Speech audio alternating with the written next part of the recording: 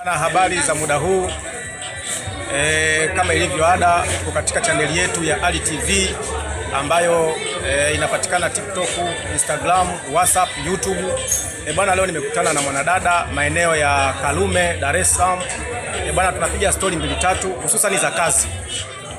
Yeye anajihusisha na usajili wa laini za Yas. Habari yako dada? Salama. Kwa jina unaitwa nani? Mimi naitwa Jasmina Jacob. Wewe unajihusisha na usajili laini? Nasajili laini za Yas. Unasajili laini za Yas. Vipi ukicheki usajili unalipa? Nalipa vizuri sana. Kweli? Mnalipwaje? Maana wengine hawafahamu na wanatamani kujiunga na hiyo kazi. Nalipa bidii yako, tu na bidii yako nalipa vizuri. Kujibidiisha. Bidii yako. Ni changamoto gani mnakumbana nazo katika kazi zenu? Changamoto zipo kibao. Kwa mfano kukutana na wateja, anakuambia kuna mawakala wengine wameibia hela, kuna wengine wanasajili laini mbili. Na pengine unakuta hiyo ndio changamoto mojawapo.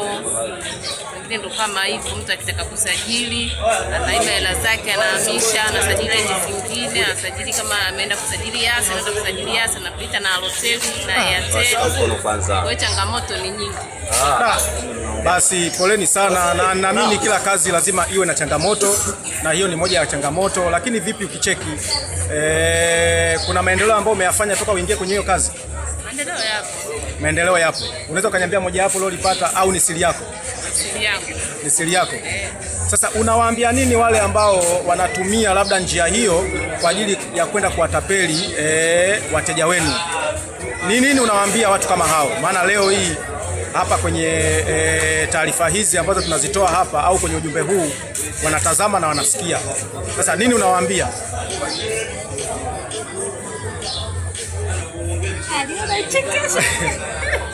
Mwanadada anafikiria ni jinsi gani anaweza akawaambia, lakini anahisi labda huenda akawakosea, lakini sio kweli.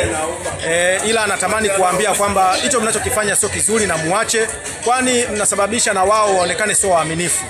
Hivyo muache hiyo tabia ya kwenda kuwatapeli wateja.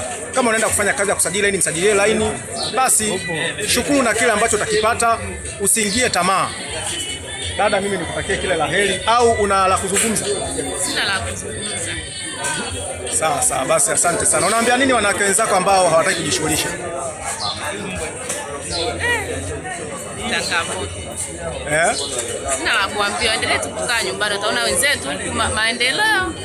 Kila mwaka si maendeleo, watajiuliza wanafanya nini au wanadanga. Kazi yetu hii ya kuzurura mitaani, tunasajili laini, na tunaitwa tapeli, maana tunaitwa hivi, kwa ya kutia na kuendea. Familia zinasonga mbele, tunasomesha, tunajenga. Unasomesha?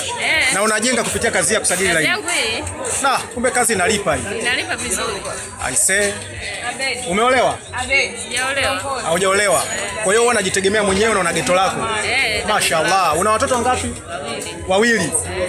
Mwenyezi Mungu akufanyie wepesi, fanya kazi kwa juhudi na Mwenyezi Mungu atakusaidia. Nikutakie kila la heri. Asante. Haya.